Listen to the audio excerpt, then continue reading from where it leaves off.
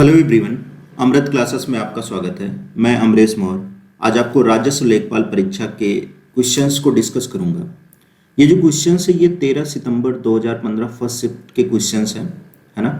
और ये जो आप देख रहे हैं ये 26 नंबर इसलिए लिखा हुआ है क्योंकि ये सीधे जो जो आपका एग्ज़ाम का पेपर था मैथ्स का, उससे मैंने सीधे कॉपी पेस्ट यहाँ पे किया है, तो इसलिए 26 नंबर ही है ना। इसको आप एक नंबर से समझ सकते हैं।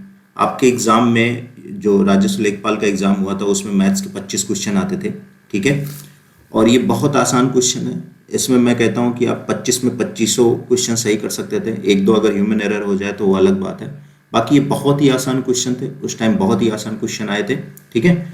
तो वन बाई वन डिस्कस करते हैं और देखते हैं कौन क्वेश्चन कैसे लगेगा। तो ये 26 नंबर क्वेश्चन यहाँ से स्टार्ट करते हैं, ठीक है। 26 नंबर क्या कह रहा है, यदि यदि एक वृत्त की परिधि उसके व्यास से 18.6 सेंटीमीटर अधिक है, ठीक है, तो वृत्त का व्यास क्या होगा। ओके, तो सबसे पहले हमें सर्कल के बारे में समझना चाहिए। सर्कल की क्या प्रॉपर्टी है, कुछ चीज़ें छोटी छोटी चीज़ें इसके बारे में हमें पता होनी चाहिए। जैसे आर इसका क्या है, ये रेडियस है, ठीक है, ये रेडियस है, इसकी त्रिज्या आर रिप्रेजेंट होती है। इधर भी ये रेडियस हो जाएगा, इसका ये सेंटर है, ठीक है। अब इसका डायमीटर डी से रिप्रेजेंट करते हैं। डी बराबर क्या होती है, ये पूरा डायमीटर है, ये पूरा डायमीटर, ठीक है। तो ये 2 इंटू आर हो जाता है। और ये सरकमफेरेंस होती है, ये परिधि है, इसको परिधि बोलते हैं। तो इसकी जो परिधि है, परिधि होता है 2 पाई आर, है ना। और इसका जो एरिया होता है ना, क्षेत्रफल, वो पाई आर स्क्वायर होता है, ठीक है। ये 2D है क्योंकि इसमें दो वेरिएबल है ना। ये 2D डायग्राम होता है। जब कोई भी 2D डायग्राम होता है तो उसका सिर्फ क्षेत्रफल निकलता है, वॉल्यूम मतलब आयतन नहीं निकलता। ये दिमाग में रखना है ना। और इसमें अगर ये कोई लाइनें ऐसे खींच दी जाती है तो ये लाइन इसका कॉर्ड होता है, इसकी जीवा होती है, ठीक है। और सबसे बड़ी जीवा क्या होती है, ये व्यास होता है, ठीक है। जो ये इसका डायमीटर है वो सबसे बड़ी जीवा होती है। तो चलिए स्टार्ट करते हैं ये सवाल को, है ना। ये छोटी चीज़ें हैं जो हमें पता होनी चाहिए। अब ये सवाल क्या कह रहा है, इस सवाल को देखते हैं। कह रहा है यदि एक वृत्त की परिधि की बात कर रहा है, तो परिधि हम लिख लेते हैं 2 पाई आर, है ना। उसके व्यास से 18.6 सेंटीमीटर बड़ा है। तो व्यास कितना होता है, डी, इससे कितना बड़ा है, 18.6। कौन बड़ा है, ये बड़ा है, ठीक है। तो हमने इसलिए व्यास में 18.6 जोड़ दिया। अब इनको क्या लिख सकते हैं, ये 2 पाई आर है, व्यास को हम 2 इंटू आर लिख सकते हैं, प्लस 18.6 लिख दिया, ठीक है। अब इसको इधर लाओ, तो ये 2 पाई आर इधर लाओगे 2r आ जाएगा बराबर 18.6 के ना। तो इसमें से 2r कॉमन ले लें तो पाई माइनस कितने के हो जाएगा, 1 के बराबर कितने के, 18.6 के, ठीक है। 2r एज इट इज रहने दें। पाई को लिख सकते हैं 22/7 माइनस 1, है ना। तो ये कितना आ जाएगा 18.6 के। अब इसको और हल कर लेते हैं। 2r ये कितना आ जाएगा 22 माइनस 7/7, तो ये हो जाएगा 15/7, है ना। ये बराबर कितने किया जाएगा 18.6 के। तो ये 2r बराबर हो जाएगा आपके 18.6 गुणे 7/15, ठीक है। ये आ जाएगा फाइनली। और आपको निकालना क्या था, यहाँ आपको व्यास निकालना है। तो आप अगर यहाँ से ये व्यास ही है आपका, इसको आप d बराबर लिख सकते हैं, ठीक है। तो ये जो वैल्यू आ रही है, इनको जब आप सॉल्व करेंगे तो ये पूरी वैल्यू आपकी आ जाएगी ए ऑप्शन जो है यही सही हो जाएगा। आपको बस सॉल्व करना है, ठीक है। तो इसका जो आंसर है वो आ जाएगा, इसका जो डायमीटर व्यास बराबर आ जाएगा 8.68, ठीक है। अच्छा, ऐसे सवाल याद रखना, कभी भी मेंसुरेशन वाले क्वेश्चन में अगर पाई आता है ना, कहीं अगर पाई आता है तो आप कुछ चीज़ें और कर सकते हैं। जैसे क्या, मैं बताता हूँ। एक्चुअली ऐसे क्वेश्चंस अगर आते हैं, अगर पाई आपको दिखता है, तो जो चीज़ें मैं बताने जा रहा हूँ इस चीज़ से भी आप अगर जल्दी में हैं और आपको तुक्का मारने के बजाय अगर आप चाहते हैं कि आपकी एक्यूरेसी थोड़ी अच्छी रहे, तो आप ये चीज़ें अप्लाई कर सकते हैं, ठीक है। वो कैसे होगा, है ना। अगर एक ऑप्शन दिखता है तो हमेशा सही होता है वो कैसे होगा, देखिए। जैसे बात समझना, पाई की वैल्यू क्या होती है, पाई की वैल्यू होती है 22/7, ठीक है। याद रखना, मेंसुरेशन में ये चीज़ें अप्लाई करना आप, ठीक है। 22/7 होता है।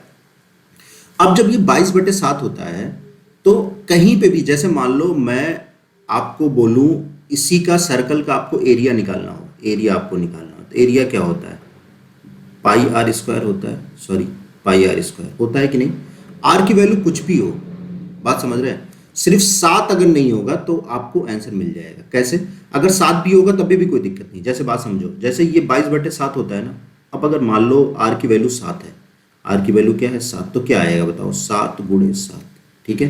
तो ये कट गया कि नहीं, बचा कितना 22 गुणे 7। अच्छा ये बताओ, ये इसमें 11 है कि नहीं है, बिल्कुल है ना, 11 11 है ना। तो 11 का मल्टीपल होगा कि नहीं, कहने का मतलब ये जो भी संख्या है कि भाग करोगे, ये जो संख्या है कि भाग करोगे 11 से कटना चाहिए, है ना। अगर हमेशा ये कटेगा 11 से, क्योंकि ये पाई जो है ना, पाई का जो 11 है वो तो कहीं गया नहीं, और कभी भी वो 11 कहीं नहीं जाता। भाई आज तक आप बताओ, रेडियस आप बता दो, ये 11 कब कटेगा, जब यहाँ पे नीचे 11 है। और आज तक आप बता दो कभी रेडियस ऐसा देखे हो कि 7/11 हो रेडियस, या 5/11 हो रेडियस, कभी ऐसा आपने नहीं देखा होगा। बात समझ रहे हैं। तो ये 11 हमेशा उसी आंसर में रहेगा जो भी इसका आंसर आएगा, है ना। ऐसे कुछ भी ले लो, चलो मैं 4/3 पाई आर क्यूब ले लेता हूँ, गोले का आयतन, ठीक है। अब ये बताओ, अब इसको जब आप हल करोगे, आर की वैल्यू कुछ भी ले लो, चलो आर की वैल्यू मैं यहाँ 3 ले लेता हूँ, तो 4/3 ये गुड़े हो जाएगा 22/7 गुड़े 3 है ना। तो ये तो 3 कट गया, लेकिन ये बताओ इसका जो 11 था यहाँ पे, वो इसमें है कि नहीं है, 11 तो बिल्कुल है, तो 11 तो रहेगा ही उसमें, और वो मल्टीप्लाई होकर ही रहेगा। बात समझ रहे हैं। तो 11 का डिविजिबिलिटी चेक कर लो, तो आपको पता चल जाएगा। वैसे ये थोड़ा सा आप अपने लेवल पे भी प्रैक्टिस करिए, है ना, कुछ डाटा लेके आप प्रैक्टिस करके देखिए। देखिए हर जगह नहीं लगेगा, हर जगह लगता तो फिर भी कोई मतलब ही नहीं रह जाता पढ़ने पढ़ाने का, तो हर कोई ये 11 की डिविजिबिलिटी चेक करता, लेकिन तो अधिकतर केस में मिल जाता है। जैसे इस केस में अगर बात करोगे, तो अगर किसी के दिमाग में आता है यहाँ से ही, यहाँ पे दिमाग में आता है ये वैल्यू जो आती, आपको ये दिमाग में चला जाता भाई कि इसमें 7 मल्टीप्लाई होगा इस डाटा में, कहीं भी जाएगा, यहाँ देखो 7 मल्टीप्लाई हो रहा है, ये 7 मल्टीप्लाई हो रहा है कि नहीं, शुरू में ही पता चल जाता है। जब यहाँ डिफरेंस लेते हैं आप ना, इनका डिफरेंस लेते तो पता चल जाता 22/7 है, ये 7 कहीं जाने वाला नहीं, राइट में जाके मल्टीप्लाई होगा। अगर राइट में जाके मल्टीप्लाई होगा तो 7 का इसमें जो है फैक्टर है, तो 7 का फैक्टर चेक कर लो, 7 से भाग करके जो वही होगा वो सही होगा।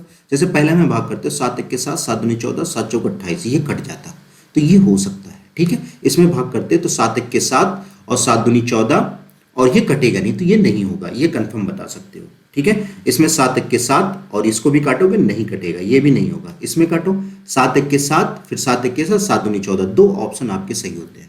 अगर आप तुक्का भी मारते हैं इन दोनों में से 7 का सिर्फ डिविजिबिलिटी चेक करके, तो आपको 50-50 चांस रहते सही होने के, या तो सही होता या तो गलत होता। बात समझ रहे हैं। लेकिन ज्यादातर केस, अब 4 में तो गलत होने की बहुत ज्यादा आपकी प्रोबेबिलिटी, एक ही सही है, मतलब बात समझ, गलत होने के 75% चांस है, लेकिन सही होने का सिर्फ 25% चांस है। इसमें सही होने के 50% चांस है, कोई गलती से ये मार देता तो उसका सही है। तो मतलब फैक्टर से भी आप देख सकते हैं। याद रखना, जब मैं कभी और क्वेश्चन कराऊंगा इस टाइप में मेंसुरेशन वाले, तो मैं फैक्टर आपको चेक कराता रहूंगा, ठीक है, जिससे आपकी प्रैक्टिस में हो जाए। मेन प्रैक्टिस की बात है। ये सवाल देखते हैं, 2 नंबर क्वेश्चन देखते हैं। 2 संख्याओं का महत्तम समापवर्तक, ये देखिए इंपॉर्टेंट सवाल है। इस टाइप के सवाल आपको कभी पीछा नहीं छोड़ने वाले, ये दिमाग में रख लेना। इस पे थोड़ी सी प्रैक्टिस आप जरूर रखिए, कभी भी नहीं छोड़ने वाले। स्टेट एग्जाम, कोई भी एग्जाम आप देते हैं, इस टाइप के सवाल आपको आने ही है। मतलब एलसीएम एचसीएफ, उसके पहली संख्या दूसरी संख्या बराबर एलसीएम एचसीएफ जो भी करते हैं, लेकिन उसकी बेसिक्स को समझिए। कह रहा है 2 संख्याओं का महत्तम समापवर्तक हमें पता है, और महत्तम और लघुत्तम दिया है, एचसीएफ और एलसीएम। तो हमें एचसीएफ पता है, ठीक है, 12 है, और हमें एलसीएम पता है, वो कितना है, 24 48, ठीक है। आपको पता है एचसीएफ क्या होता है, हाईएस्ट कॉमन फैक्टर होता है, ठीक है, हाईएस्ट कॉमन फैक्टर, ठीक है, ये होता है। और एलसीएम क्या होता है, लीस्ट कॉमन मल्टीपल होता है, ठीक है, लीस्ट कॉमन मल्टीपल, ठीक है। बात समझ रहे हैं, ये होता है। तो सबसे पहले ये चीजें समझ में आ गई। अच्छा, अब इस सवाल को लगाने के लिए आप पता नहीं क्या क्या तरीके लगा सकते, कुछ भी ला ले, थोड़ा सा बेसिक्स को समझिए। मैं एक कुछ डाटा लेके आपको समझाने की कोशिश करता हूँ। जैसे मान लो मैंने कहीं ले लिया 4 और 6, मैं बोलता हूँ इसका सर आप जो है एचसीएफ बताओ और एलसीएम बताओ। तो अब जिसको पता होगा वो क्या लिख देगा, इसका फैक्टर बनाएंगे, क्योंकि हाईएस्ट कॉमन फैक्टर होता है।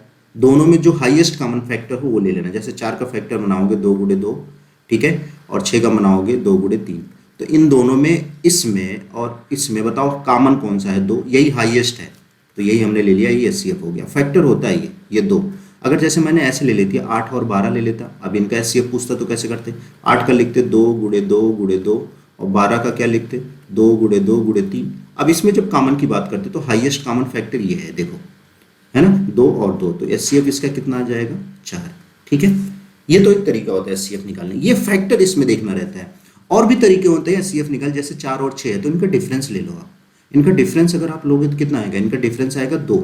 अब 2 से भाग करके देखो क्या दोनों संख्या कट जा रही है, यस कट जा रही है, यानी 2 इसका एचसीएफ है। अब जैसे 8 और 12 का लेना होता है, इसका भी डिफरेंस ले लो। ऐसे कितनी बड़ी संख्या हो उसमें जो इनका सबसे छोटा डिफरेंस हो वो देख लो आप। तो इसमें बात करेंगे 8 12 में, ये देखो 4 आ रहा है तो 4 से भाग करके 4 से दोनों डिविजिबल है, यानी इसका एचसीएफ कितना है 4।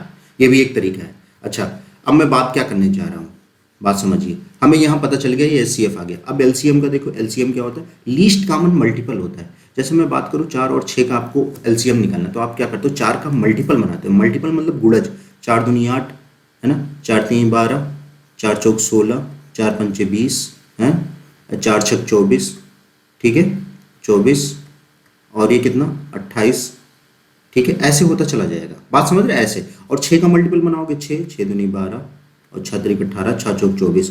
तो लीस्ट कॉमन मल्टीपल, ये सब मल्टीपल है, एक मल्टीपल इसका, एक गुणज गुणज ये सब गुणज बनाते जा रहे हो। इसमें सबसे छोटा गुणज जो कॉमन हो, तो सबसे छोटा कॉमन कहाँ है 12, यही पे आ रहा है 12 आ रहा है कि नहीं। और भी जगह कॉमन मिलेगा, जैसे और आगे 24 पे भी देखो आ रहा है ना 24 पे, ऐसे और आगे होता चले, लेकिन लीस्ट ये है, सबसे छोटा ये है जो कॉमन है।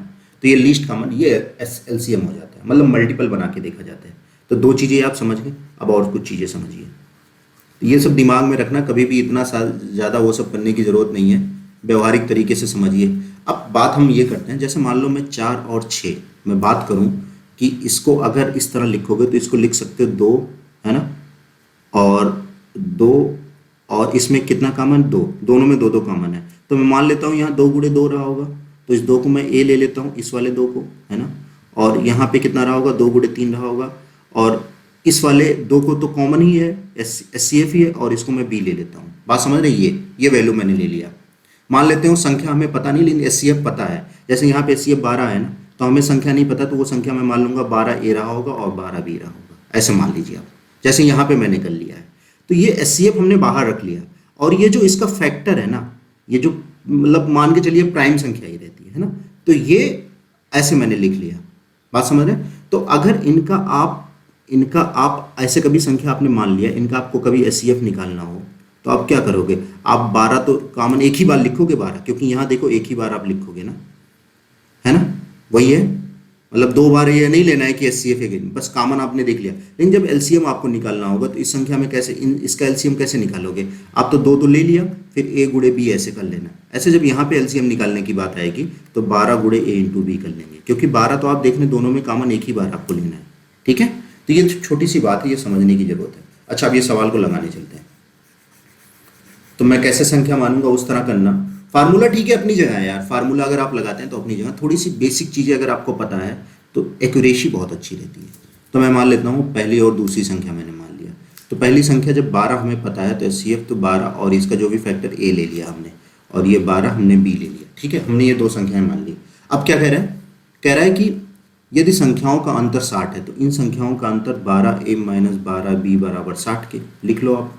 तो a माइनस बी बराबर 12 पंचे 60, यानी 5 आ गया। ये समीकरण 1 बना लिया, ठीक है। ये आपको समीकरण 1 पता चल गया, कोई प्रॉब्लम। अब आपको क्या पता है, a माइनस बी पता है, a प्लस बी निकालना है, ठीक है।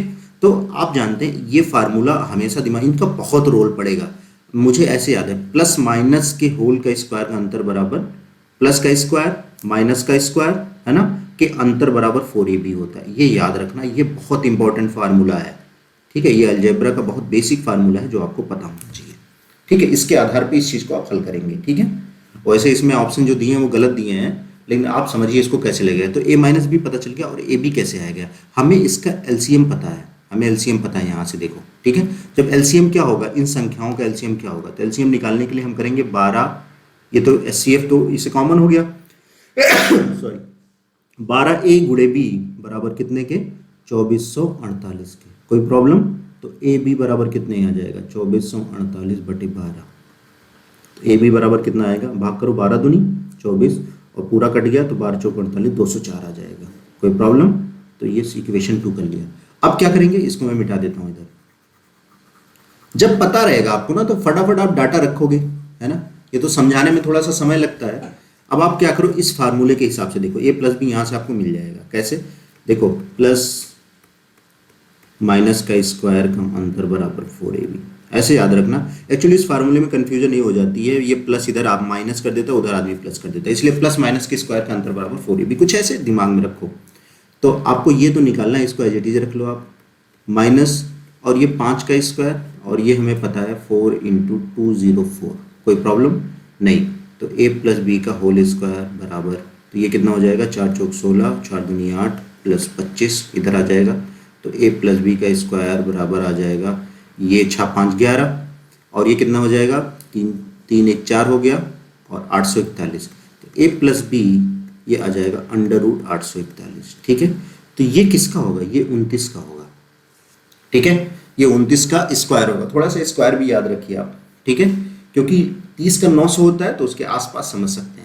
30 का 900 होता है ना, तो 841 है, तो आप समझ सकते हैं 9 9 81 आ रहा है, यानी 29 का एक बार चेक करके देख सकते हैं। तो ये प्लस बी की वैल्यू आपकी कितनी आ गई, 29। तो इसका जो आंसर आएगा आपका a प्लस बी का दोनों का योग 29 आएगा, ये आंसर आएगा। वैसे यहाँ गलत दिया है, तो इसका आंसर 29 आप कहीं भी जगह लिख लो, ये सब गलत है। ठीक है, चलिए नेक्स्ट देखते हैं। और कोई ऑप्शन दिया होता तो सोच के भी कर सकते थे, इसमें कोई ऑप्शन दिया नहीं है। जैसे 29 देता तो थोड़ा मोड़ा सोच के कर सकते थे। अच्छा, ये सवाल देखते हैं, 28 नंबर सवाल। ठीक है, एक स्कूटर और मोपेड के मूल्यों का अनुपात है ना, एक स्कूटर है और एक मोपेड है, इनके मूल्यों का अनुपात कितना दिया, 9:5। कोई प्रॉब्लम नहीं है। यदि एक स्कूटर का मूल्य, कह रहा है यदि एक स्कूटर का मूल्य एक मोपेड के मूल्य से इतने अधिक, कितने आसान आसान सवाल आ रहे हैं। यानी स्कूटर का मूल्य, मोपेड, ये स्कूटर है आपका और ये मोपेड है ना, ये कह रहा है इससे अधिक है, तो बस देख लो कितना यूनिट अधिक है। अधिक कितना यूनिट है बता दो आप। अधिक आपका यहाँ पे है 4 यूनिट, किससे, मोपेड से। तो 4 भाग का मान आपको पता है, 4 भाग का मान कितना है, 4200 रुपये। ठीक है, ये 4200 रुपये आपको पता चल गया। तो बताओ 1 यूनिट की वैल्यू, भाई 4 यूनिट की वैल्यू आपको है कितना रुपया, 4200 रुपये। तो 1 यूनिट की वैल्यू आप बता दो। 1 यूनिट की वैल्यू आ जाएगी 4 1 के 4, और कितना आ जाएगा, 1050 रुपये, ये आ गया। तो आपको निकालना क्या, तो मोपेड का मूल्य, मोपेड है 5 भाग, तो इसमें इतने से गुणा कर दो। तो 5 कितना हो जाएगा, 0 5 25, 5 1 5, 52 50, 52 50 है कहीं, ये आ गया आपका आंसर। ठीक है, आप ऐसे कर लो यूनिट से। नहीं अगर समझ में आता है, ये 9x हो गया, ये 5x हो गया, तो ये आ जाएगा 9x बराबर 5x प्लस कितने के, 4200 के। तो यहाँ पे x की वैल्यू आएगी, वही यूनिट की वैल्यू आएगी, फिर आपको 5x में रखना पड़ेगा। ठीक है, ऐसे कर सकते हैं। ये बहुत आसान सवाल था, मुझे लगता है ये तो सबका सही रहा होगा, कोई ऐसा नहीं रहा होगा जिसका गलत रहा होगा। ठीक है, कह रहे 3 संख्याओं का योग इतना है। ये इंपॉर्टेंट सवाल है, ये सब बहुत इंपॉर्टेंट सवाल है। 3 संख्याओं का योगफल इतना है, यदि पहली संख्या दूसरी संख्या का अनुपात, देखिए पहली, दूसरी और तीसरी ऐसे अनुपात में दिया तो आपने बना लिया। पहली और दूसरी का अनुपात 2:3 है, लिख लिया। ठीक है, तथा दूसरी संख्या का तीसरी संख्या से अनुपात, दूसरी और तीसरी का 5:8 है। ठीक है, और क्या पूछा, तीसरी संख्या पूछी है। तो यार ये आप ये समझ रहे हैं, आप भले इस क्या कहते हैं, आपका नंबर सिस्टम का सवाल है, लेकिन अगर आप ऐसे देखेंगे तो ये रेशियो एंड प्रोपोर्शन का भी सवाल है। बात समझ रहे हैं। तो अब क्या होना चाहिए, अगर ये तीसरी संख्या पूछ रहा है ना, तो तीसरी संख्या में ऑप्शन जो भी होगा वो 8 का क्या होना चाहिए, मल्टीपल, 8 का गुणज हो, मतलब 8 से डिविजिबल होना चाहिए। बात समझ रहे हैं, तो वही आंसर होगा। 8 से तो कम से कम डिविजिबल होना चाहिए। और बाद में अभी इसको जब आप बैलेंस करोगे, जैसे यहाँ 5 से गुणा करोगे, यहाँ पे 3 से गुणा करोगे, तो यहाँ पे भी 3 से करना पड़ेगा। तो ये 3 से भी 3 का भी डिविजिबल होना चाहिए, 8 और 3 दोनों का डिविजिबल होना चाहिए। बात समझ रहे हैं, वही आंसर होगा। अगर आपको ऐसे चेक करना हो, 3 की डिविजिबिलिटी चेक करनी हो, तो 3 की डिविजिबिलिटी कैसे चेक करते हैं, जैसे मान लो 1 2 3 ऐसे मैंने लिया, इसके 3 की डिविजिबिलिटी चेक करने के लिए कि डिविजिबल है कि नहीं, इनको जोड़ा जाता है। ऐसे 3 से भाग कर दो, तो ये कितना आएगा, 6/3, यानी ये डिविजिबल है।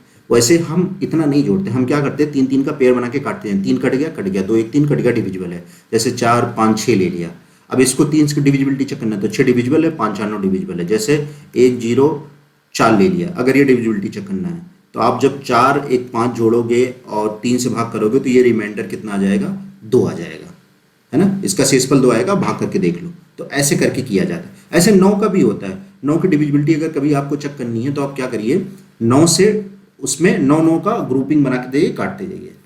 तो यहाँ तीसरी संख्या आपकी होगी। वैसे आसान सवाल है, इतना इसमें ज़्यादा कुछ मत करिएगा, एक्यूरेसी अच्छी रखने के लिए ऐसे जैसे लगा रहा हूँ ऐसे लगा लो, है ना। तो यहाँ पे इसको मैंने बैलेंस कर लिया, क्योंकि 2 ऐसा है जो 1 और 3 को ही रिलेट कर रहा है, यही रिलेशन बना रहा है, तो ये सेम होना चाहिए। तो हमने 5 को ऊपर वाले में गुणा कर दिया, 3 को यहाँ गुणा कर दिया। जब 3 को यहाँ गुणा करे तो यहाँ करना पड़ेगा, 5 को यहाँ गुणा किए तो यहाँ पे भी करना पड़ेगा। तो फाइनली कितना आ गया, 10 15 24, ये आ गया। ठीक है, ये टोटल जोड़ लो, क्योंकि तीनों का योग हमें पता है। ये कितना है, 5 4 9, और ये कितना आ जाएगा 49। ये 49 की वैल्यू हमें दिया है 392, ठीक है। 49 की वैल्यू हमें 392 दिया, तो यानी 49 यूनिट की वैल्यू हमें पता है कितना है 392। तो एक यूनिट की वैल्यू निकाल लो, तो 392/49, तो ये कितनी जाएगा 9/72, यानी 8 बार चला जाएगा, ठीक है। अब क्या निकालना, तीसरी संख्या, तो इसमें 8 से गुणा कर दो। तो 24 से जब आप गुणा करोगे तो 8 चौक 32, 8 दूनी 16, 3 19, 192 आपका आंसर आ जाएगा। लेकिन अगर इसमें आप डिविजिबिलिटी की जैसे मैं बात कर रहा था, तो कैसे चेक करते हैं आप? चेक करने के लिए 8 के लिए जैसे बात समझना, सबसे पहले 3 चेक करो, तो 3 चेक करनी है, 6 कट रहा है, बिल्कुल काट दो। और 7 1 8 कट रहा है, नहीं कट रहा है, यानी ये नहीं होगा। अब ये देख लो जरा, 2 1 3 कट गया और 9 कट गया, यानी ये हो सकता है। 12 कट गया, ये भी हो सकता है, और ये 2 1 3 ये भी हो सकता है, यानी 3 ऑप्शन इसमें सही हो रहे हैं। बात समझ रहे हैं? लेकिन 8 का चेक कर लो, 8 का भी अगर आप चेक करोगे तो कैसे होगा? 2 की डिविजिबिलिटी चेक करने के लिए क्या किया जाता है, आपको जैसे कोई संख्या 1 4 6 लिखा हुआ है, तो लास्ट डिजिट देखो, अगर लास्ट डिजिट किसी संख्या का अगर सम है, बात समझ रहे हैं, तो वो 2 से डिविजिबल हो जाएगा, या लास्ट संख्या 0 हो तभी भी डिविजिबल होगा। अच्छा, 4 से कैसे चेक करोगे? इसको मैं मिटा देता हूँ। 4 2 4 8 16 सब ऐसे चलता है, और 3 9 ये ऐसे चलता है, जैसे मतलब ग्रुपिंग बना के। अभी मान लो 4 का चेक करना, तो 4 का लास्ट के 2 डिजिट आपको देखने, जैसे मैं लिख दिया 1 6 4, तो इसमें 2 डिजिट में देखो 4 से, अगर ये डिविजिबल है तो डिविजिबल है, या लास्ट में 2 0 हो तो डिविजिबल है। 3 संख्या देखना हो, मतलब 8 से देखना हो, तो 3 संख्या देख लो, जैसे 2 6 4 है तो ये डिविजिबल है, और लिखा हो 1 2 6 4 तो ये संख्या डिविजिबल है, या लास्ट में 3 0 हो तो डिविजिबल है 8 से। तो तीनों संख्या देख लो 8 से भाग करके।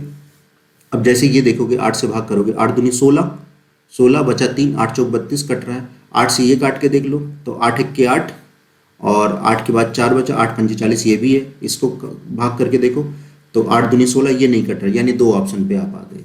बात समझ रहे हैं? ये 2 ऑप्शन में से कोई एक सही होगा। फिलहाल इसमें क्या रहता है, आप एक्यूरेट नहीं बता पाते, अगर 2 ऑप्शन आ गया तो आप फंस जाते हैं। और फिलहाल ये आसान सवाल है, तो जैसे मैं बता रहा हूँ वैसे ही कर लेना।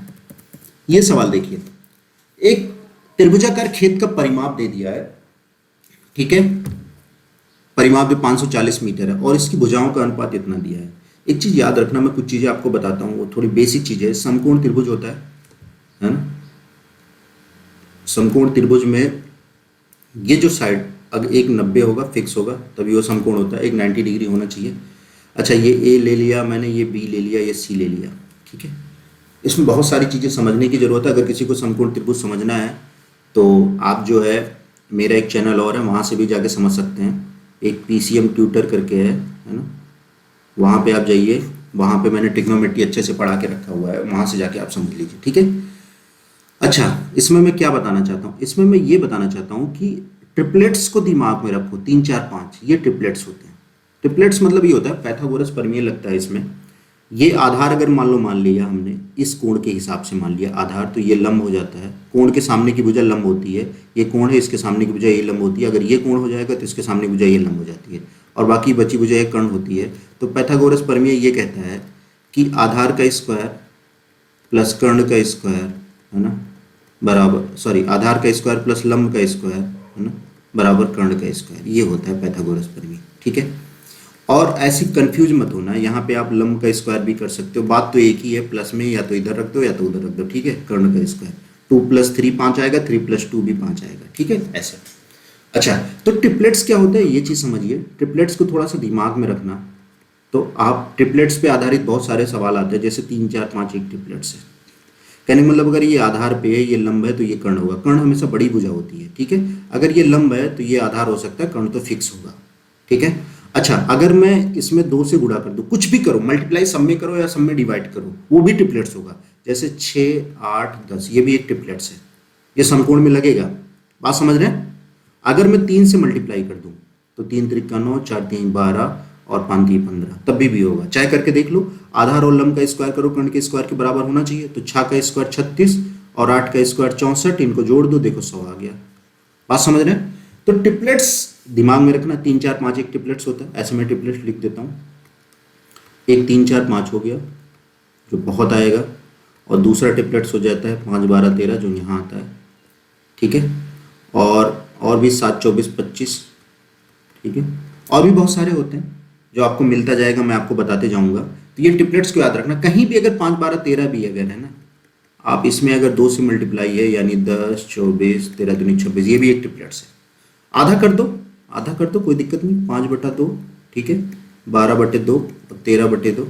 कहने का मतलब ये आधा मैंने कर दिया, तो आ जाएगा ये 2.5, ठीक है, 6 और 6.5, ये भी एक ट्रिपलेट्स है। बात समझ रहे हैं सब? ये पाइथागोरस प्रमेय है ट्रिपलेट्स। तो अगर आपको पता चल जाए कोई चीज़ें ट्रिपलेट्स में बनी है, 3 साइड्स ऐसे आपको दिया है, तो आप तुरंत समझ जाना ये पैटर्न के सवाल की वो समकोण त्रिभुज है। नहीं तो फिर आप हीरोज फार्मूला लगाना पड़ता है। वो हीरोज फार्मूला समझ रहे हैं ना, कि आपको साइड्स को जोड़ना पड़ता है, फिर उसका अर्ध परिमाप निकालना पड़ता है। तो फिर आप क्या करते हैं, yes S minus A S minus B S minus C ऐसे करके आप अंडर रूट निकालते हैं, तो बड़ी वैल्यू मतलब बहुत लेंदी पड़ जाता है। यहाँ पे जैसे अगर हम समझते हैं ना, तो हमें दिख जाता साइड से कि 5, 12, 13 एक ट्रिपलेट्स है कि नहीं ट्रिपलेट्स। अगर ये ट्रिपलेट्स है तो ये समकोण त्रिभुज है। अगर ये समकोण त्रिभुज है तो बहुत आसान होता है इसका एरिया निकालना। बात समझ रहे हैं? इसका एरिया निकालना बहुत ही आसान हो जाता है। समकोण त्रिभुज का एरिया होता है, जैसे ये बेस है, किसी भी त्रिभुज का एरिया कैसे निकाला जाता है आप बात समझिए। जैसे ये है, किसी भी त्रिभुज का एरिया निकालने के लिए ये बेस अगर बी है और हाइट अगर एच है, ठीक है, तो इसका एरिया अगर निकालना हो इस डायग्राम का 1/2 base into height, perpendicular line ये इसकी हाइट होगी। बात समझ रहे? शीर्ष से, ये शीर्ष से जो आधार पे लंब होता है वो उसकी हाइट है। बात समझ रहे हैं? जैसे एक डायग्राम और बनाता हूँ, ऐसे अगर डायग्राम बन जाए तो इसका एरिया निकालना हो, बिल्कुल निकाल सकते। ये बी है और ये हाइट है, यहाँ हाइट, तो ये हो जाएगा 1/2 बेस इंटू हाइट।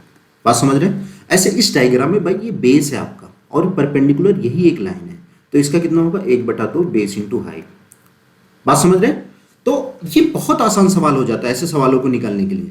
तो ये सवाल आपके सामने दिया, परिमाप आपको दे दिया है, और इसका क्षेत्रफल निकालना है, ठीक है। तो अब सबसे पहले बात समझना, आपको साइड्स पता है, हमें ये नहीं पता एग्जैक्ट वैल्यू क्या है। 5, 12, 13 ट्रिपलेट्स होता है, कुछ भी गुणा होकर कितना भी बड़ी वैल्यू हो सकती है। तो हम मान लेते हैं, कुछ भी मान लो आप, यहाँ पे हमने इसको 5 मान लिया, इसको 12 मान लिया, यहाँ 5 भी मान सकते हैं, 12 कोई फर्क नहीं पड़ेगा यहाँ पे, याद रखना, ठीक है, ऐसे कोई दिक्कत नहीं है। और ये हमें एग्जैक्ट वैल्यू नहीं पता, तो हमने x मान लिया, कोई प्रॉब्लम नहीं। अब हमें परिमाप पता है। परिमाप क्या होता है, किसी भी एक बिंदु से पैदल चलो, ऐसे ऐसे जाते जाओ, इधर आया, फिर यहाँ तक गया, मतलब पूरा किनारे किनारे टहल के फिर वहीं पहुँच जाओ उसी बिंदु पे, ऐसे ऐसे जाके, ये पूरा परिमाप है। तो कितना आपने चला आप बताओ, 5x चला होगा आपने, फिर 12x चला होगा आपने, फिर कितना 13x चला होगा, इसी की वैल्यू आपको दिया 540, ठीक है, कोई प्रॉब्लम नहीं। तो अब ये कितना हो जाएगा, 12, 5, 17, 17, 13, 30, 30x बराबर 540 के, है ना। तो x बराबर कितना, 0 से ये काट दें, 18, 3, 54, 18 आ गया। कहने का मतलब इन सब में 18 मल्टीप्लाई है, इन सब में 18, यानी 13 गुणे 18 है, ठीक है। और ये कितना है, 5 गुणे 18 है, 18 × 5 = 90 हो गया, ठीक है। और ये 12 गुणे 18 है, 12 गुणे 18 है, तो ये कितना हो जाएगा, और ये हो जाएगा 12 × 8 = 96, ठीक है, 12 × 8 = 6, 9 आ जाएगा। और 12 × 1 = 12, 12 × 8 = 20, 21, 216 आ जाएगा। ये 216 आ गया, उसको गुणा करने की आपको जरूरत ही नहीं है, ठीक है। अब कैसे करेंगे हम, देखिए मैं बताता हूँ। अब जब ये पता चल गया तो आपको एरिया निकालना है। तो एरिया इस डायग्राम का 1/2 बेस कितना है 216 और हाइट कितनी है 90, बस इनको आप गुणा कर दो। तो ये कितना हो जाएगा, 2 × 1 = 2, 2 × 8 = 16, ये आ गया। तो 108 को आप 90 से गुणा कर दो, तो कितना आ जाएगा, 0, 9 × 72, ठीक है, 9 × 8 = 72, 7, फिर कितना आ जाएगा, 9 × 1 = 9, 92, 20 है कहीं, 92, 20 आंसर आ गया। तो अगर आपको ट्रिपलेट्स पता होता तो बड़ी आसानी से कोई लगा देता। तो ये ट्रिपलेट्स को समझिए, आगे बहुत सवाल ऐसे आपको मिलते रहेंगे। ये आ गया, एक आयताकार मेज की ऊपरी सतह का परिमाप 28 मीटर और इसका क्षेत्रफल इतना है। परिमाप दे दिया है ना। परिमाप आपको अभी ऊपर समझाया था, मतलब किनारे किनारे आपको चलना है, वो पूरा किसी एक बिंदु से चलो वहीं पे पहुंचना है, तो वो पूरा परिमाप है। तो आयताकार की बात करेंगे, मेज के ऊपर जो आयत बनता है, आयत याद रखना, आयत के बारे में आपको पता होना चाहिए। एक्चुअली क्या है ना, ये 2 पैरेलल लाइनों की, ये 2 पैरेलल लाइनें से ये सब डायग्राम बने हैं, ये सब डायग्राम इन्हीं से बना, इन्हीं की प्रॉपर्टी से। इसलिए मैं बोलता हूँ जो पैरेलल लाइनों की एक एक लाइन कट करती है, वो प्रॉपर्टी आपको क्लियर पता होनी चाहिए। अगर नहीं पता है तो मैंने मेंसुरेशन का कुछ वीडियो बना के रखा है, वहाँ से जाके देखिए, ठीक है। तो ये हमें परिमाप पता है। तो ये साइड्स क्या होता है परिमाप का, ये अगर ए है तो ये भी बी और ये भी बी होता है, ठीक है, बात समझ रहे हैं। अच्छा, ये इसका जो है, ये कह सकते हैं बिकर्ड कर्ड है, ये समकोण बनता है क्योंकि 90 डिग्री सब होते हैं, ठीक है। तो ये कर्ण कह लो त्रिभुज के साथ, नहीं तो ये बिकर्ड है, ठीक है। अब हमें इसी का मान निकालना है। अगर पाइथागोरस प्रमेय के हिसाब से देखो, जैसे पिछले वीडियो के हिसाब से, तो ये वैल्यू कितनी आ जाएगी? आप जानते हैं कर्ण का स्क्वायर बराबर कितना होता है? कर्ण का स्क्वायर बराबर आधार का स्क्वायर प्लस लंब का स्क्वायर, यही तो होता है। तो बताओ, आधार इसमें ए ले लिया और ये बी ले लिया, और ये कर्ण हमें नहीं पता है तो हम कोई साइड से ले देते हैं, ए बी सी डी ले लिया, है ना। तो बताओ बी डी का स्क्वायर है और बी डी की वैल्यू आपको निकालनी है, तो कितना आ जाएगा? अंडर रूट ए स्क्वायर प्लस बी स्क्वायर। तो यानी हमारा ये कर्ण अंडर रूट ए स्क्वायर प्लस बी स्क्वायर आ जाएगा। ठीक है, इन्हीं की वैल्यू निकालनी है, लेकिन हम देखते हैं क्या क्या दिया, उस हिसाब से निकालेंगे। ठीक है, हमें परिमाप पता है, तो हमें परिमाप दे दिया है, तो कैसे समझेंगे देखते हैं।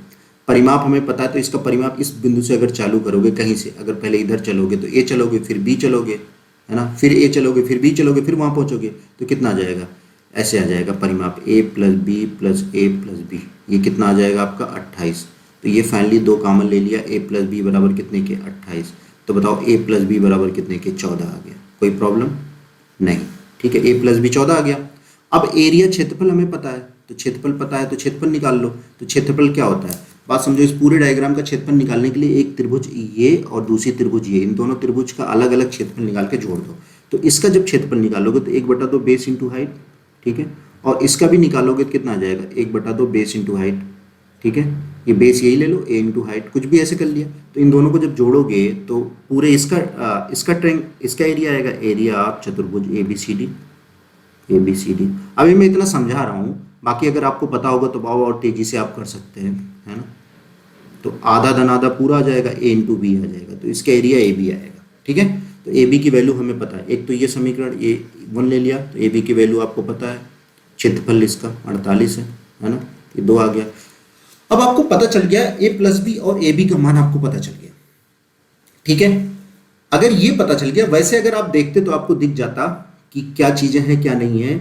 ये एक्चुअली ट्रिपलेट्स बन रहा है ना।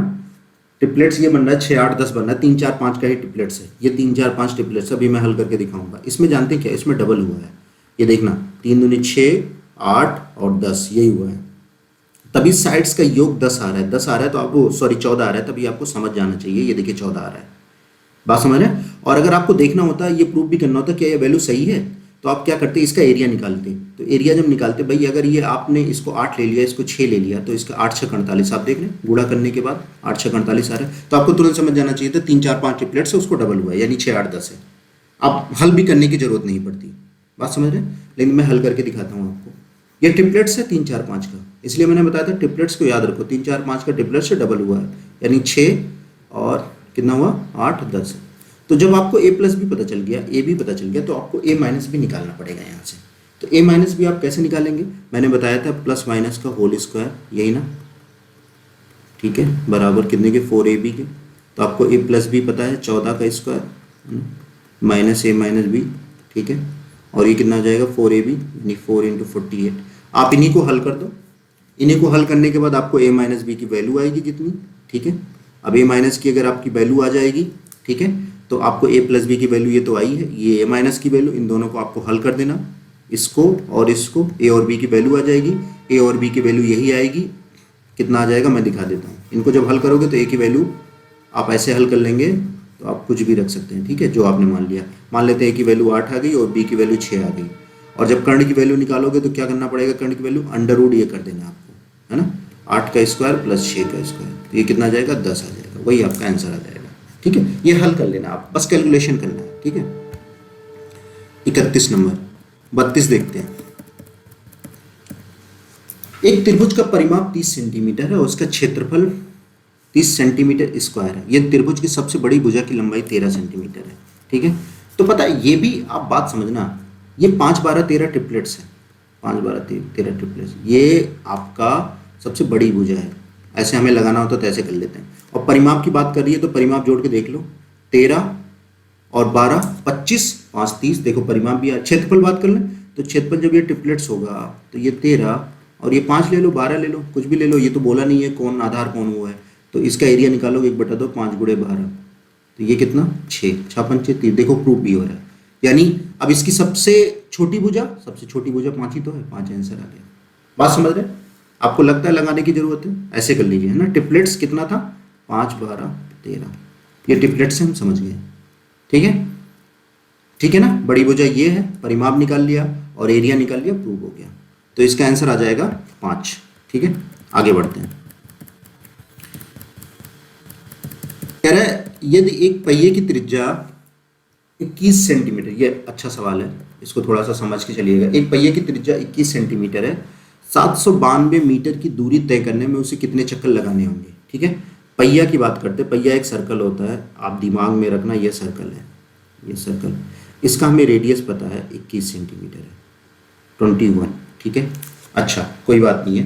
अब कह रहा है कि अब बताओ चक्कर लगाना, और इतने मीटर कह रहा है कितना चक्कर। अब चक्कर कैसे समझोगे, इस पहिए के कैसे रिलेट करोगे, बिल्कुल कर सकते हैं। एक्चुअली ये जो परिधि होती है, जैसे यहाँ से इसको ब्रेक कर लो भाई, ऐसे है ना, ऐसे कोई आप वो लो, रबर बैंड होता है ना, रबर लो, रबर को ऐसे कट कर दो, कट करने के बाद उसको ऐसे फैला दो, फैलाओगे ना तो ये पूरा जो भी ये आएगा, ये इसकी परिधि होती है। कहने का मतलब इसको जैसे कट कर लिया यहाँ से, जैसे ये है ना, इसको यहाँ से कट कर लो, कट करके दोनों साइड फैला दो, इधर इधर, है ना, ये पूरा ऐसे फैल जाएगा, है ना। ये वाला पार्ट इधर कर लो, ये वाला पार्ट इधर कर लो, तो यही पूरी परिधि है ना।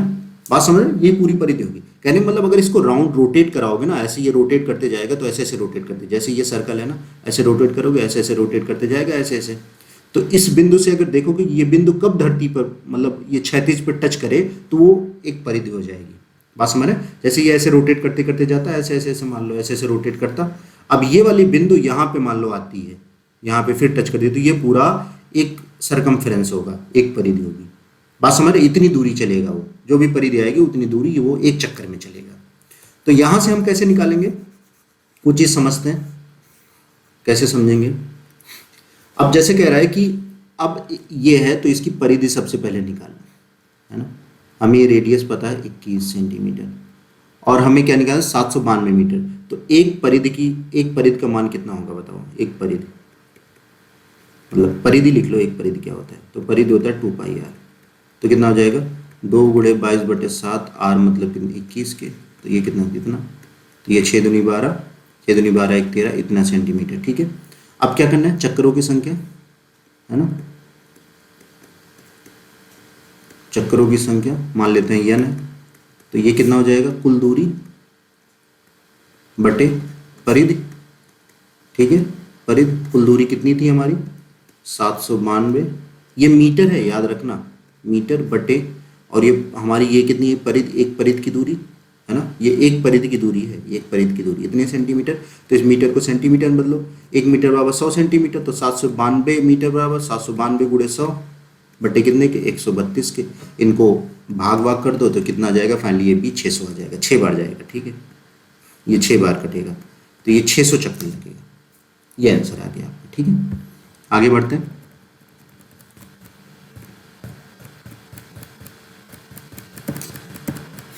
चौंतीस नंबर सवाल देखते हैं। किसी काम में एक पुरुष एक महिला से 2 गुना तेज है। तो मैं सॉल्व करके दिखाता हूँ। जैसे मेल फीमेल है ना, कह रहा है किसी काम में एक पुरुष एक महिला से 2 गुना तेज है। कौन तेज है, रेफरेंस महिला की ली जा रही है, लेकिन पुरुष तेज है। तो इसको अगर रेफरेंस है तो ये मैंने ऐसे कर दिया। ठीक है, एक महिला एक लड़के से 2 गुना तेज है, लड़का यानी बॉय ले लेते हैं। तो अगर इसको बात इसकी की जा रही है तो ये 2 गुना, तो इसको सॉल्व कर लो। तो यहाँ 2 से मैं गुणा कर दूँ, क्योंकि फीमेल को सेम करना है इस वैल्यू को। तो यह जाएगा 4:2:1। ये किसका आएगा, ये इफिशिएंसी का आ गया, क्षमता की बात आ गई, क्षमता का रेशियो आ गया। ठीक है, अब कह रहा है यदि वे सभी अर्थात एक पुरुष एक महिला और एक लड़का मिलकर किसी काम को 4 दिन में पूरा करते हैं। कितने दिन में, 4 दिन में पूरा करते हैं। अगर एक एक है तो मान लेते हैं एक एक की क्षमता, आदमी जो है ये मान लेते हैं ये इसकी क्षमता है, तो 4 ईंट पर डे बिछाता है। ऐसे मैंने एग्जाम्पल ले लिया, आदमी जो है इसकी क्षमता क्या, एक दिन में 4 ईंट, ये इफिशिएंसी 4 ईंट पर डे। और ये भी कितना, फीमेल 2 ईंट पर डे है ना, और लड़का कितना, 1 ईंट पर डे। अच्छा, तीनों अगर एक साथ काम करते हैं तो एक दिन में कितना बिछेगा, 4 2 6 7, 7 ईंट पर डे बिछने लगेगा। एक दिन में 7 ईंट बिछेगा अगर तीनों एक साथ काम करते हैं। लेकिन वो कह रहा है कि मिलकर उन्होंने 4 दिन काम किया, 4 दिन काम किया, बिल्कुल। तो अगर ये 4 दिन इनसे काम करा दोगे, 4 दिन, ठीक है, तो भाई एक दिन में ये 7 ईंट बिछाते हैं मिलके, तो 4 दिन में कितना ईंट, 28 ईंट बिछ जाएगा। ये टोटल कार्य हो गया, ये टोटल वर्क है, टोटल वर्क। ये हमें पता चल गया काम कितना था। बात समझ रहे हैं? अगर तीनों एक साथ काम करते हैं तो एक दिन में 7 ईंट बिछता है, लेकिन उन्होंने 4 दिन काम किया, तो 4 दिन काम करेंगे तो 28 ईंट बिछेगा। 28 काम है, टोटल काम हमें पता चल गया। अब क्या कह रहा है कि कर सकते हो तो एक लड़का अकेले उसे कितने दिनों में पूरा करेगा। एक लड़के की बात की जा रही है और कह रहा है इसी काम को कितने दिन में करेगा। तो आप ये बताओ, एक लड़का एक दिन में कितना ईंट बिछाता है? 1 ईंट बिछाता है, ये तो लिखा हुआ ना, ये देखो आपका आया, एक दिन में 1 ईंट, और उसको बिछाना है भाई 28 ईंट। इसमें क्या होता है, जो जितना बिछा रहा है उतनी बिछाएगा, उससे ज़्यादा कम नहीं। 1 ईंट बिछा के फिर वो खत्म, एक दिन में उतने ही कर सकता है, उसकी क्षमता है। ठीक है, तो एक दिन में जब 1 ईंट बिछाता है लड़का, तो आपको बिछाना है 28 ईंट, तो कितना दिन लगेगा? 28 दिन लगेगा। बात समझ रहे हैं ना? अकेला लड़का जो समय आ जाएगा वो 28 काम है, और इसकी इफिशियंसी है 1 ईंट पर डे, ये इफिशियंसी खत्म, तो 28 दिन आ जाएगा, ये आपका आंसर। आसान सवाल होता है ये सब, जैसे मैं बता रहा हूँ ऐसे भी समझ सकते हैं, तो ए इसका सही आंसर आ जाएगा। ठीक है, चलिए दूसरा करते हैं। कह रहा है कि 60 लीटर मिश्रण में अम्ल और पानी का अनुपात 2:1 है। ठीक है, इसमें कितना लीटर पानी मिलाया जाए ताकि अम्ल और पानी का अनुपात इतना हो? बहुत सारे तरीके होते हैं, देखिए मैं 1-2 तरीका बताता हूँ। जैसे 60 लीटर मिश्रण है, ठीक है, पहले कितना कितना अनुपात था? 2:1 था। किसका? ये एसिड है और ये वाटर है, तो टोटल 3 भाग का मान है 60 लीटर, तो 1 भाग का मान है 20, है ना। तो ये कितना आ जाएगा? ये फाइनली 40 लीटर आ जाएगा, है ना। यानी अम्ल है 40 और पानी कितना था? 20 लीटर, ये हमें पता चल गया। अब क्या करना है? अम्ल है 40 और ये 20 ऐसे लिख लिया। ठीक है, अब क्या कह रहा है, इसमें कितना लीटर पानी मिलाया गया? पानी मिलाना है, ये अम्ल था और ये वाटर था, तो पानी में मिला दो, मानते हैं x लीटर। अब कितना आ रहा है? अम्ल और पानी का अनुपात 1:2, 1:2। ठीक है, ये आ गया, तो ये 80 आ गया, मल्टीप्लाई कर दो, 20 + x आ गया, तो x बराबर कितना आ गया? 60। इस सवाल में कोई दम नहीं था। अब बहुत सारे तरीके होते हैं, समझ सकते हैं, एक तो ये हो गया। ठीक है, अच्छा और बताता हूँ कैसे कर लो इसे आप। इन सब सवाल में कोई कंपटीशन नहीं है, हर कोई सही करके आता है, क्योंकि आप अगर पढ़ रहे हैं तो इतना तो सही करके आएंगे ही, है ना। इसलिए जो आसान लगे वो आप लगा लीजिए। अब जैसे ये ऐसे कर सकते हैं, देखिए एसिड एंड वाटर, ये 2:1 है। ठीक है, ये कितना है? 1:2 है। अब मिला क्या रहे हो आप? मिला रहे हो पानी। बात समझ रहे हैं? क्या आपने मिलाया? पानी मिलाया। तो पानी अगर आपने मिलाया तो एसिड को तो आपने टच नहीं किया, एसिड को तो कुछ नहीं किया, तो इसका जो ये अनुपात है ना, ये जैसे 2 था ना, 2 से 1 हो गया, तो ये क्यों कम हो गया? इसको आपको सेम रखना पड़ता है। इसकी क्वांटिटी जो भी होगी, जैसे अब मान लो चीनी और पानी आपने मिलाया, ठीक है, पहले सिर्फ चीनी और पानी का रेशियो था, जो भी रहा होगा, तो चीनी जितनी मात्रा थी, और अगर ऊपर चीनी और पानी का कोई गोल है, उसमें पानी अगर और आपने मिला दिया, तो बढ़ा कौन? पानी की मात्रा बढ़ी, चीनी की मात्रा तो कुछ बढ़ी ही नहीं। तो चीनी का जो ये अनुपात है, ये तो यूनिट जो जितना भी है, ये तो सेम रहना चाहिए, तो चेंज होना नहीं चाहिए, क्योंकि ये तो कुछ चेंज हुआ नहीं, चेंज तो पानी हुआ, ये पानी का चेंज होना चाहिए। तो इसको हम सेम कर लेते हैं, है ना। तो 2 से गुणा कर लिया, तो 2 से यहाँ भी गुणा हो जाएगा, तो ये फाइनली 2 तो था ही, 2 हो गया, और इसको हमने सेम कर लिया क्योंकि ये चेंज नहीं हुआ। लेकिन ये कितना हो गया? 1 और 4। ठीक है, तो ये बढ़ा कितना बताओ? अच्छा, पहले कितना था? 2, 1, 3, पहले था आपका 60, है ना, तो 1 यूनिट बराबर कितने के? 20 के। तो ये बताओ पानी कितनी यूनिट बढ़ी? 3 यूनिट, है ना, 3 यूनिट ही तो बढ़ी पानी। तो 1 यूनिट की वैल्यू 20, तो 3 यूनिट की वैल्यू 60, ये भी आंसर आ जाएगा। ऐसे भी कर सकते हैं, मतलब जो चीज़ें चेंज नहीं हो रही है ना, उसको एज इट इज रखना है, उसको सेम रखना है, बाकी अपने आप जो यूनिट आएगा उसको उसी से सॉल्व कर लेना है। ये सवाल देखते हैं, कह रहा है एबीसी में, एक्चुअली ये 7, 24, 25 ट्रिपलेट्स है, मैंने आपको सिखाया था 7, 24, 25 ट्रिपलेट, उसी के आधार पे हल करने की जरूरत नहीं है। कैसे होगा देखिए, ए पे है 90 लिख लिया, और कुछ बताया है, ये 25 है, ए कह रहा है ना। एक्चुअली क्या होता है इसमें, यही समझने, जैसे ए कोण लिया ना, तो ये स्मॉल ए ले रहा है, तो इसके सामने की साइड सी ए होगी, ठीक है। और ये बी की बात कर रहा है, बी अगर कोण लिया तो बी के सामने स्मॉल बी ए होगा, ठीक है। ये बी बराबर है और ये ए बराबर है, ठीक है, ऐसे ले लेना रहता है, और ये सी है, ठीक है, कोई बात नहीं है। और ये 7, 24, 25 ट्रिपलेट्स याद रखना। अगर आपको नहीं पता है तो पाइथागोरस प्रमेय से यहाँ लगाओगे, तो लिखोगे आप ए बी का स्क्वायर प्लस ए सी का स्क्वायर बराबर बी सी। इसीलिए मैं बोलता हूँ ट्रिपलेट्स याद रखो। तो ए बी का स्क्वायर आ जाएगा, उसको उधर ले जाओ, 25 का स्क्वायर माइनस 7 का स्क्वायर, तो ये कितना आ जाएगा? 24 आ जाएगा, ठीक है, ए बी की वैल्यू। तो ये पाइथागोरस प्रमेय होता है, आपको नहीं पता तो ये ट्रिपलेट्स याद रखिए, मैं 50 बार बता चुका हूँ। अब इस कोण की बात कर रहा है, ये कोण, तो याद रखना कुछ चीज़ें और है, ये ट्रिग्नोमेट्री का सवाल है, तो इसमें कुछ बातें होती है, उसको समझने की ज़रूरत है। ये अगर ए है, ये बी है और ये सी है, अगर मैं ये कोण लेता हूँ तो ये आधार होता है और कोण के सामने की भुजा लंब होती है, ठीक है, और बाकी बची भुजा कर्ण होती है। लेकिन अगर मैं ये कोण लेता हूँ, जैसे मैंने ये कोण ले लिया, तो आधार अब ये हो जाएगा और ये लंब हो जाएगा। कोण के सामने की भुजा लंब होती है और 90 के सामने की भुजा कर्ण होती है, दिमाग में रखो, बाकी बची भुजा आधार होती है। ये इतना इसका कॉन्सेप्ट समझने की जरूरत है, ठीक है। कोण के सामने की भुजा लंब, 90 के सामने की भुजा कर्ण, बाकी बची भुजा आधार। तो हमें इस कोण की बात किया जा रहा है, तो ये हमारे लिए लंब होगा और ये हमारे लिए आधार होगा और ये हमारे लिए कर्ण है, ये दिमाग में रखना, ठीक है। अब क्या कह रहा है, tan b निकालना है।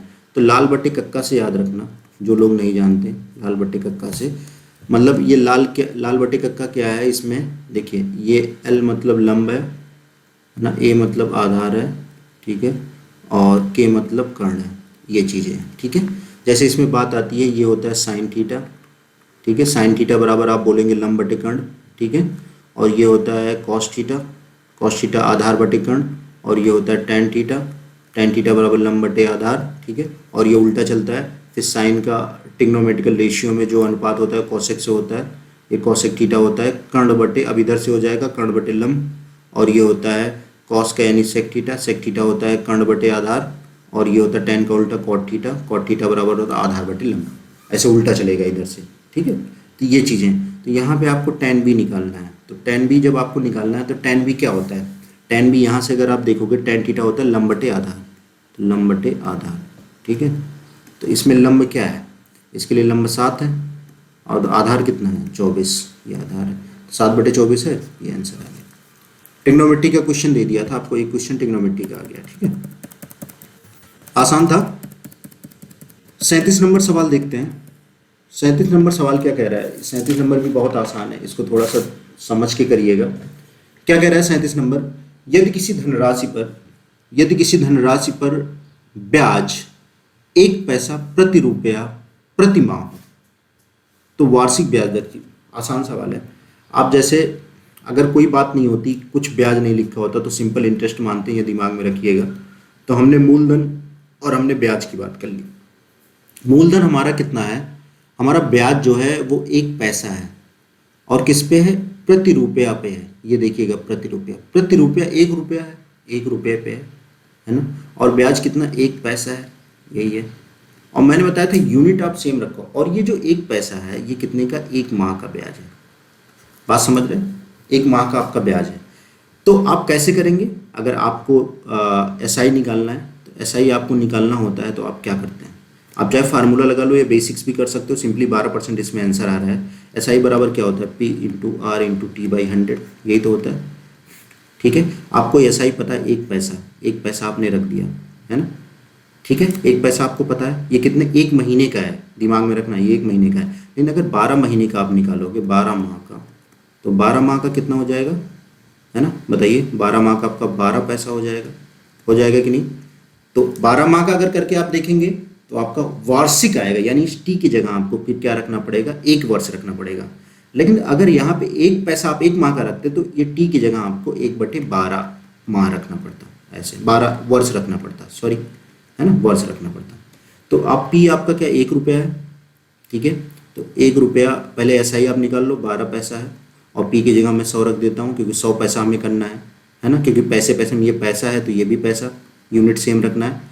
और R हमें निकालना है, T है 1 वर्ष, ये वार्षिक आएगा, ये रेट फिर वार्षिक आएगा। अगर आपने 1 रख दिया तो यहाँ पे कितना 100, ये 100 खत्म, तो R बराबर कितना आएगा, 12% आ गया, ठीक है। अच्छा, आप कैसे कर सकते थे, इसको चेंज भी कर सकते, जैसे SI को आपने 1 पैसा अगर रखा, ठीक है, 1 पैसा, और यहाँ पे P आप 100 पैसा रखते हैं और R को एज इट इज रखते हैं। अब समय ये जो है ब्याज आपका है, ये 1 महीने का है ना, तो आपका जो रेट आएगा ना वो मंथली आएगा। तो मंथली कैसे, और समय कैसे निको, 1 महीने का, तो 1/12 आपको रखना पड़ेगा, बटे 100 के, ठीक है। तो आपका ये खत्म, ये तो R बराबर कितना हो जाएगा, 1/12%। ये कितना, ये मंथली है, यानी प्रति माह आ जाएगा, ऐसे 1/12% प्रति माह आ जाएगा। बात समझते हैं। तो इतना फार्मूला वगैरह लगाने की जरूरत नहीं है। अगर आपको थोड़ी सिंपल इंटरेस्ट में कोई कन्फ्यूजन है तो मैं जो वीडियो बना के अपलोड किया हूँ उसको आप देख सकते हैं। उसमें बहुत बेसिक तरीके में बता के आपको समझाया हूँ। तो कुछ नहीं करना रहता इसमें भाई। आप साल भर का कितना है, 12 माह का कितना हो जाएगा आपका, 12 पैसा हो जाएगा, ठीक है। तो 12 पैसा बटे कितने के रुपये, कितना, 100 गुणे 100, यही आपका आंसर है, ठीक है। 12% वार्षिक, ठीक है। इसमें सेम होता है, अगर एक महीने का आपको दे दिया जाए 2%, आपका साल भर का पूछा जाए 24 बता देंगे आप। अगर साल भर का आपको जो है 12 दे दिया है, आपको 6 महीने का पूछे तो आप उसको आधा कर दो, ऐसे ही चलता है ना। 12% सालीना है तो 6 महीने का 6%, 3 महीने